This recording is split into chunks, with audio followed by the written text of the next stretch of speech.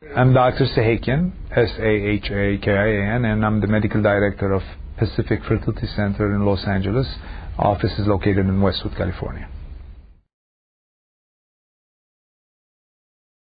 The reason I think most couples will make the trip to the United States to use a third party, a donor or surrogate, I think the main reason is availability. It's much easier to find an egg donor or a surrogate legally in this country. In most of the states, let's take California for instance, it's pretty much safe. It's proven legally. It's totally proven. There's really no repercussions, long-term repercussions.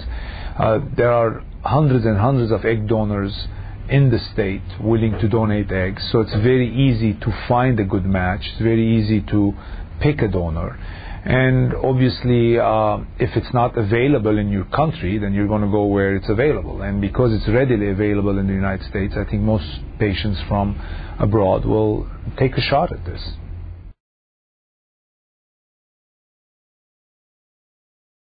We're talking about patients who need an egg donor or a surrogate or both. As I said, conventional IVF patients will not come to the States. It's very, very rare. Although we see it sporadically, it's not the norm.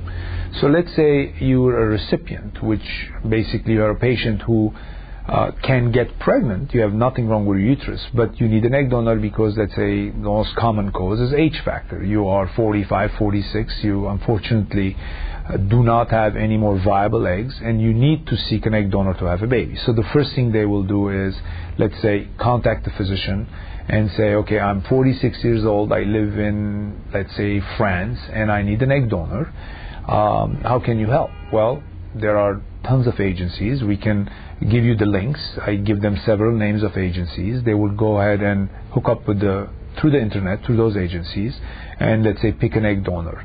Now, while they're doing that, obviously, they have to go through a preliminary screening, so I will speak with them by phone, and it's invariably done by phone, by the way. The majority is done by telephone. So they will either inquire by internet by sending an email, or actually call the office and say, we need to speak to Dr. Sahakian, and we will set up an appointment free of charge.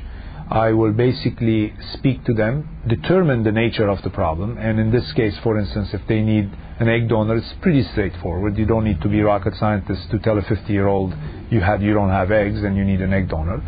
Then I will basically email her a list of tests that she can do locally with her own gynecologist. Very simple. They have to do all the testing before they can proceed. They do all the testing while they're looking for an egg donor. Within usually 2 to 3 weeks, they've done all the testing, sent me all the results, and basically identified an agency they connect with, picked the donor, and I would say within a month or so, they are in the process of doing the treatment. So I can go further because I'm sure that's the next question, but basically how long would they have to be here and what does the treatment entail? Given the fact that the third party is in Los Angeles, let's say, or in the United States, such as the egg donor or the surrogate, there's only one party you're treating that's abroad. Now, in cases where you have, let's say, gay men who are seeking an egg donor and a surrogate, you don't even need the couple to be here all the time except to come and give sperm.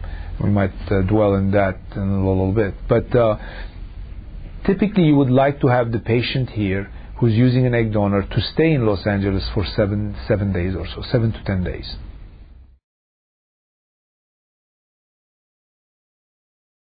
IVF statistics have really changed over the last 2 to 3 years. I think we have gotten better in what we call IVF media, so where the eggs and the embryos are cultured in the laboratory.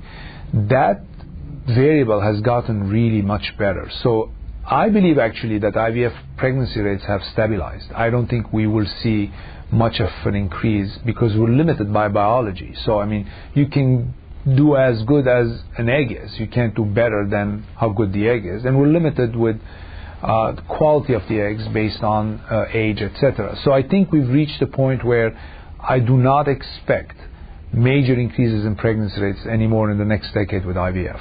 I can honestly say that confidently.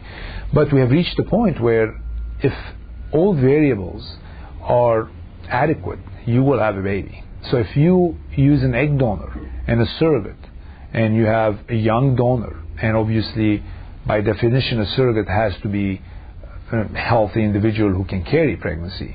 And if you have sperm, the only reason you won't have a child today would be financial, so that you cannot afford to do it, let's say, more than 1 or 2 tries.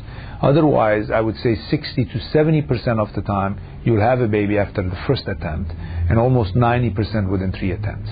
Now, IVF pregnancies with your own eggs, conventional IVF, don't reach those statistics, because there you are hampered by many other variables, infertility variables. So there you're talking about age being the major determinant of success rates, and the younger you are, the higher the pregnancy rate. So if you're, let's say less than 30 years old, you're looking at 55% odds after 1 treatment cycle, probably 80% within 3 tries. And if you are in your late 30s, those statistics will drop into the 30%, 40% range.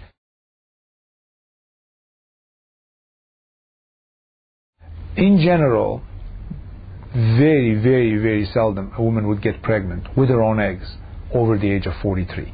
So over the 19 years I've been doing this, I've had like a couple of patients who were 44 who got pregnant. I've had no one else get pregnant over that age. And I challenge anyone who can produce a number of patients who have gotten pregnant in that age group. And that's why at the age of 43 and over is when I recommend egg donation, being confident that you're not you don't want to let the patient down and tell her you need an egg donor and yet she has a chance. But when the odds are 1 in 200, 1 in 1,000, and there's so much money involved, you have to put the cost effectiveness in factor, as an important factor there. So I'd say over the age of 43, we would recommend egg donation.